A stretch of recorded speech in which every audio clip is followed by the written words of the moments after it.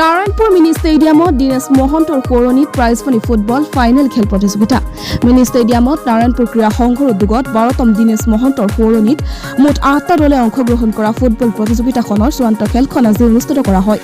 মহছেৰ উদ্দিন আহমেদৰ সভাপতিত্বত উদ্বোধনী সভাত নাৰায়ণপুৰ প্ৰাক্তন খেলুৱৈ তথা অৱসৰপ্ৰাপ্ত শিক্ষক বক্তুজা আহমেদে উদ্বোধন কৰে চূড়ান্ত ফাইনেল খেলখন লোহাৰকাঠা যুৱ সংঘ আৰু মুকালমুৱা আঞ্চলিক ক্ৰীড়া সংস্থাৰ মাজত অনুষ্ঠিত কৰা হয় লোহাৰকাঠা যুৱ সংঘই মুকালমুৱা আঞ্চলিক ক্ৰীড়া সংস্থাক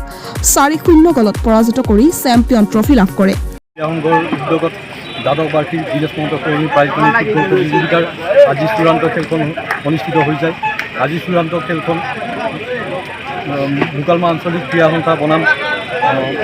লোহাৰকাঠা যুৱ সংঘৰ মাজত সম্পূৰ্ণ উত্তেজনাপূৰ্ণ খেল আছিল শ্বাসৰুদ্ধকাৰী খেল আছিল এই খেলখন আজি ক্ৰীড়াপ্ৰেমী ৰাইজৰ মাজত সঁচাকৈ সদায় মনত থাকি যাব আজি এই খেলখনত মুকালমুৱা আঞ্চলিক ক্ৰীড়া সংস্থাই লোহাৰকাঠা যুৱ সংঘৰ বিপৰীতে 4-0 গলত পৰাজয় বৰণ কৰে আমি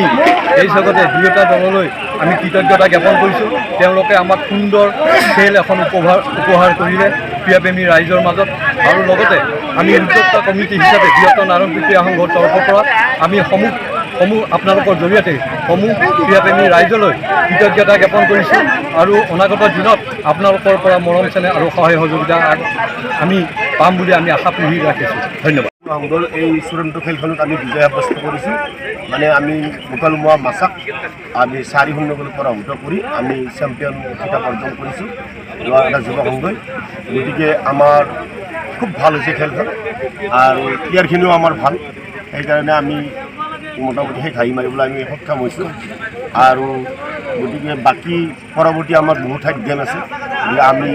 লোহাৰকাঠা যুৱ সংঘই যাতে আজিৰ দৰে আমি অইন ফিল্ডতো যাতে আমি ৰাইজৰ মানে ভাল খেল খেলি ৰাইজক মানে ক্ৰীড়াপ্ৰেমী ৰাইজক যাতে আকৰ্ষণ দিব পাৰোঁ তাৰে আমাৰ কামনা কৰিছোঁ এইখিনি